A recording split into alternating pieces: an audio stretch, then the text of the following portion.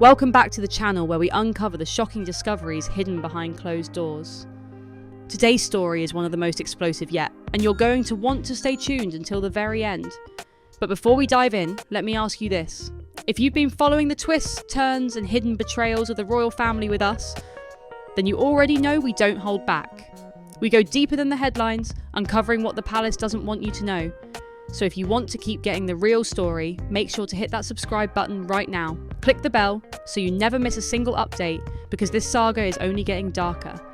And what I'm about to reveal is just the beginning. Now let's get into it. Prince William has made the most decisive and ruthless move of his life as heir to the throne.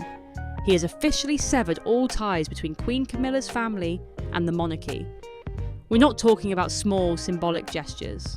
We're talking about a complete cutoff. No perks, no privileges, no security, no invitations, and most importantly, no recognition whatsoever. For Camilla's family, Tom Parker Bowles, Laura Lopes, and their descendants, this is nothing short of exile from royal life. They've gone from insiders with access to the very heart of the palace to outsiders, erased overnight by William's proclamation. This was not a slow burn, not a gradual distancing.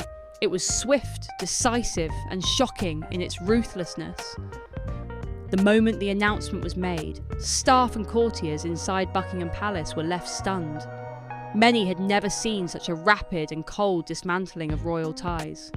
To them, it felt like the ground shifted beneath their feet. Camilla's children had been tolerated for years, woven into palace routines and family events. And now, with the stroke of William's authority, that entire chapter was closed. The speed of it all sent a chilling message. Prince William is not afraid to act, and he will do so with absolute conviction. But the real question is this: what was the catalyst? What drove William to cross a line that even his father, King Charles, had never dared to cross? The answer, shockingly, lies with Andrew Parker Bowles, Camilla's ex-husband.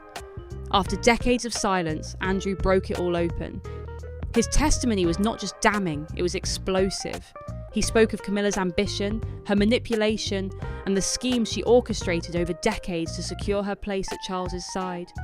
He didn't just describe her rise, he admitted his own role in enabling it. Cover-ups, quiet favours, secret manipulations. Andrew confessed that he had played along, helping conceal the truth as Camilla embedded herself deeper into Charles's life. And here's where it gets even darker. Andrew revealed the financial side of these schemes, hidden favours, secret arrangements that kept Charles vulnerable and dependent, all while Camilla tightened her grip. These revelations didn't just tarnish Camilla, they shattered the narrative the monarchy had carefully built for decades. For William, hearing Andrew connect Camilla's ambitions to Diana's suffering was the breaking point. It was no longer just about his stepmother's presence in the family. It was about justice, memory, and the legacy of the mother who had been wronged. And that is where this story truly begins. Because William's fury, his determination to protect his own children from the same cycles of manipulation, ignited a decision that would forever change the monarchy. William's declaration didn't just erase Camilla's family from royal life. It set off a chain reaction that exposed the monarchy's deepest fractures.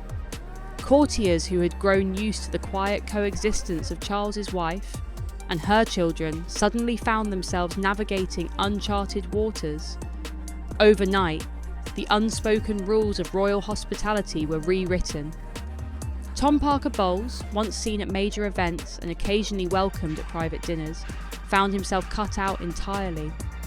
Laura Lopes, who had maintained a discreet presence, was told her children would no longer be included in royal gatherings. Even minor privileges, like security escorts, transport, or invitations to state functions, were stripped away without hesitation. Behind the palace gates, whispers grew into panic. For staff who had spent years tiptoeing around the delicate balance between William's camp and Camilla's circle, this was the ultimate showdown. William had drawn a line so stark, so absolute, that even seasoned aides admitted they had never seen such ruthlessness from a royal in modern times. The tone was unmistakable. Camilla's bloodline was not royal, would never be royal, and from this point forward, would have no place in the institution. But what made this possible? The answer was Andrew Parker Bowles' confession, an admission that turned everything upside down. He detailed the countless ways he had shielded Camilla during her decades-long entanglement with Charles. He described how he had knowingly looked the other way, how he had excused her ambition as harmless, and even how he had smoothed over scandals to protect her reputation. His words painted a portrait of a woman who had never stopped scheming, who saw the monarchy as a system to be conquered rather than served. What shocked William most wasn't just Andrew's honesty, it was the revelation of the hidden financial favours. According to Andrew, Camilla had orchestrated subtle but powerful leverage over Charles. Small debts, unspoken obligations, and emotional manipulation that kept him dependent on her approval. Each piece of this puzzle revealed Charles's vulnerabilities and how Camilla had quietly taken advantage of them to cement her own position. For William, this was unforgivable. The moment Andrew linked Camilla's ambition to Diana's suffering, something inside William snapped. It was as if years of buried anger erupted all at once. He remembered the pain of his mother, the way she had been isolated, undermined, and dismissed. And now, in Andrew's words, he saw the direct connection between Camilla's rise and Diana's fall. That realisation turned William's private resentment into a public act of vengeance. His decisive cutoff wasn't just about distancing Camilla's family. It was a symbolic purge, a declaration that Diana's memory would no longer be dishonoured by the very people who had contributed to her pain. And while William's decision brought him a sense of grim justice, it unleashed a fury in Camilla, unlike anything the palace had ever witnessed before. Camilla's fury erupted like a storm the moment William's proclamation became public. To her, this was more than a political manoeuvre, it was a personal humiliation. Her children, Tom and Laura, had always been her sanctuary, her untouchable space within the hostile environment of the royal machine. Now, that sanctuary had been obliterated. In private, insiders say, Camilla was incandescent with rage, pacing her rooms, slamming doors and vowing revenge. She saw William's move not as justice, but as a betrayal, a declaration of war. And so she did what she has always done best, she fought back. Camilla began rallying her allies, drawing upon decades of carefully cultivated connections in the press and political circles. Leaks began to drip into tabloids and broadsheets alike, painting William as cold, heartless, and consumed by anger. Stories appeared portraying him as ruthless and arrogant, echoing whispers that he was becoming a second Henry VIII, ready to destroy anyone who stood in his way. These weren't coincidences, they were calculated leaks, orchestrated to shift public sympathy back toward Camilla and frame William as the villain in his own story. But Camilla's counterattack didn't stop there. According to palace sources, she made veiled threats to expose royal secrets, conversations, documents, and private dealings that the monarchy would never want in the public eye. She hinted that if William continued pressing forward, she could bring down not just his reputation, but the institution itself. It was a dangerous game of brinkmanship, one that risked tearing open decades of hidden scandals. Yet the public mood didn't play out quite the way Camilla hoped. At first, there was division. Some saw William's move as cruel, unnecessarily targeting Camilla's family, who had, for the most part, remained discreet and quiet. Others, however, began to view his actions as long overdue justice. For years, Diana's supporters had claimed that her voice had been silenced, her pain ignored, and her memory overshadowed. Now William's purge was seen as a correction of history, a son avenging his mother by cutting out those who had helped fuel her suffering. And in this shifting tide of opinion, William began to find his footing. His image, once framed by Camilla's leaks as heartless, slowly transformed into that of a protector. The narrative of a prince standing firm to safeguard the future of his children resonated deeply with the public. Social media buzzed with praise for his courage, while opinion polls began reflecting an unexpected truth. William's ruthlessness was not seen as cruelty, but as strength. Still, while public sentiment began to lean in his favour inside Buckingham Palace, the cost was heavy. The king himself, Charles, found himself trapped in a nightmare he had no strength to control. His silence grew louder by the day, and his frailty became a symbol of the monarchy's collapse under the weight of family wars. And as Charles faltered, William's shadow grew longer, raising the question: was his decisive act saving the monarchy or hastening its end? Inside Buckingham Palace, the atmosphere was suffocating. What had begun as William's decisive break with Camilla's family quickly evolved into a full-blown crisis that exposed every crack in the monarchy's foundation. For the courtiers and staff, daily life became an exercise in walking on glass. No one knew where loyalty should lie. Was it with the aging King Charles, whose silence grew more haunting with each passing day, or with William, whose authority was now undeniable? The palace corridors buzzed with whispered questions, with aides quietly confessing that they had never felt such instability in the institution. For Charles, the situation was unbearable. Trapped between his wife and his son, he became the picture of weakness. His health, already fragile, seemed to deteriorate under the stress. Insiders described him as a man torn apart, unable to confront Camilla, yet powerless to defy William. His silence was more than just avoidance. It was a glaring symbol of a monarch unable to act, leaving the future of the crown to be fought over by those around him. For the public, Charles's frailty only confirmed what many had long suspected. The king was a figurehead, overshadowed by the conflicts of his own family. Meanwhile, William continued to press forward with an icy determination. His proclamation had already erased Camilla's family from royal life, but it was the symbolism of the act that resonated most. To the people, William's ruthlessness became a kind of justice.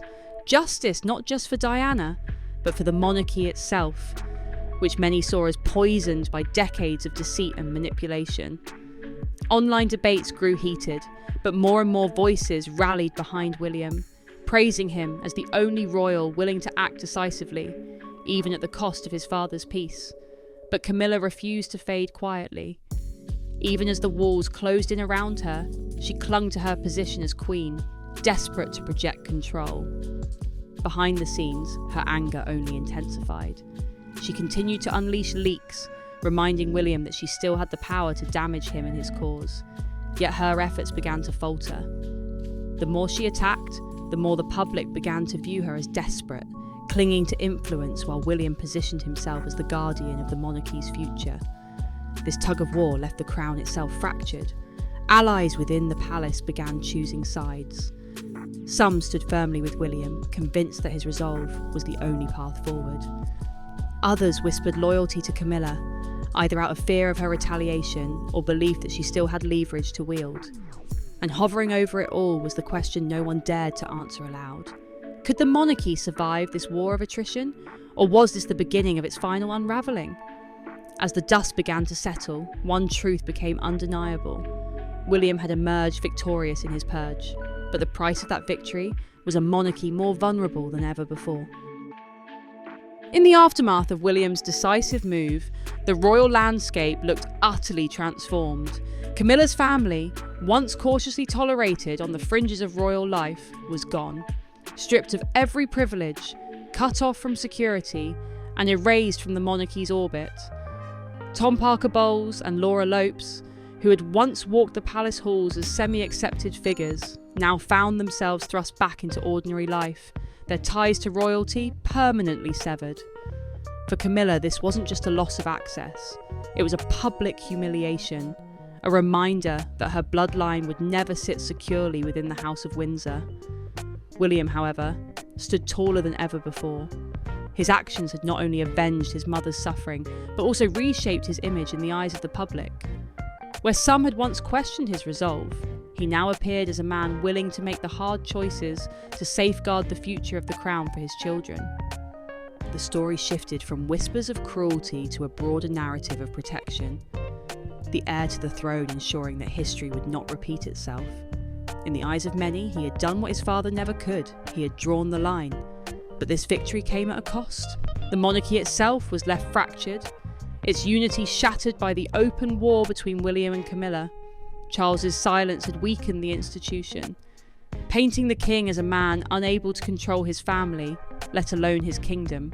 His frailty became a metaphor for the monarchy's decline, a symbol of how vulnerable the crown had become. The world watched, not with awe, but with scepticism, wondering if the House of Windsor had crossed a point of no return. Meanwhile, Camilla's counterattacks continued, though with diminishing effect. Her attempts to portray William as heartless only hardened public support for him. Threats to expose royal secrets still hung in the air, but many doubted she could ever unleash them without destroying herself in the process. And so her once formidable influence began to crumble, leaving her isolated even as she wore the crown. The legacy of William's purge is now the subject of fierce debate. Did his ruthless decision save the monarchy, proving that it could still act decisively in times of crisis? Or did it mark the beginning of the end, tearing apart the fragile bonds that had held the family together and leaving the institution vulnerable to collapse? What is certain is that nothing will ever be the same again. And so we're left with a haunting question. When the history of the monarchy is written, will William be remembered as the prince who saved the crown? Or the heir whose ruthlessness finally broke it?